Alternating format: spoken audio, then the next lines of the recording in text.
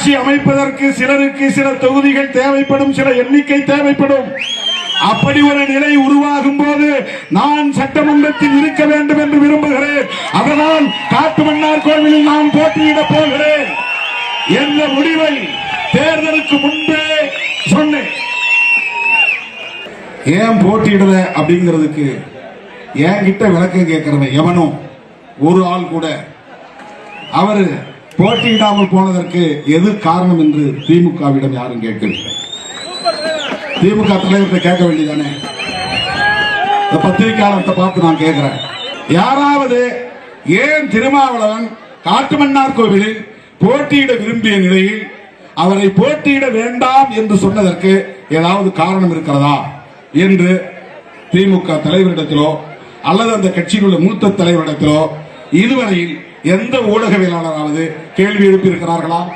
Sitting எம்எல்ஏவுக்கு ஏன் சீட்டு கொடுக்கல? இதை ரிப்பீட் வைக்கிறான். திமுகவில் மட்டும் 60 பேருக்கு சிட்டிங் எம்எல்ஏவுக்கு சீட்டு கொடுக்கல.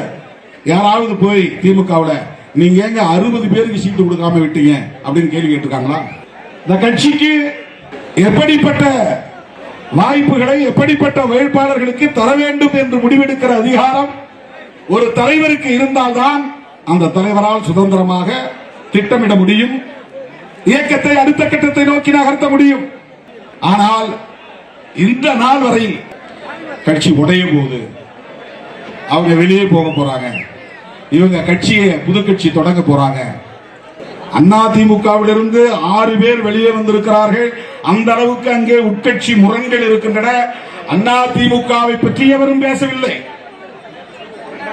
ஏன் 6 சட்டமன்ற உறுப்பினர்கள், வெற்றி பெற்ற உறுப்பினர்கள் பதவியை தூக்கி எறிந்து விட்டு வெளியே வருகிறார்கள்?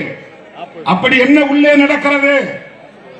எடப்பாடி பழனிசாமி அவர்களுக்கும் வெற்றி பெற்ற சட்டமன்ற உறுப்பினர்களுக்கும் இடையிலே நடக்கிற பிரச்சனை தான் என்ன? யாராவது டிபேட் வைக்கிறீங்களா?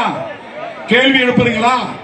அவங்க ஏன் வெளியே வந்தாங்கன்னு எடப்பாடி பழனிசாமி கிட்ட கேட்காம என்கிட்ட வந்து கேட்கிறாங்க. மைக்கு நீட்டு. அந்த 6 பேர் வெளியே வந்துட்டாங்களே, உங்க கருத்து என்ன? அங்கதானே போய் கேட்கணும். அதுதானே நியாயம். ஏங்க உங்க கட்சியில இருந்து 6 பேர் வெளியே வந்துட்டாங்களா, உங்களுக்கு அவங்களுக்கு என்னங்க பிரச்சனை அப்படின்னு கேட்டா ஒரே நாள்ல ஒரு பதில் சொல்லிட்டு போறார். நான் எங்க போய் நின்னாலும் இந்த 6 பேர் வெளியே வந்துட்டாங்களே, உடனே நான் ஏதாவது நியாயமா பதில் சொல்லணும்னு அது நல்லது இல்லைங்க, அது ஆரோக்கியமானது இல்லைங்கன்னு சொன்னா இவர் இன்னும் தாவேக்காவுக்கு செக் வைக்கிறாரு, இவரு தமிழக வெற்றி கழகத்துக்கு செக் வைக்கிறாரு. டிபேட் அப்படியே டைவர்ட் பண்றான். இதுக்கு பேர் தான் திரிபுவாதம்.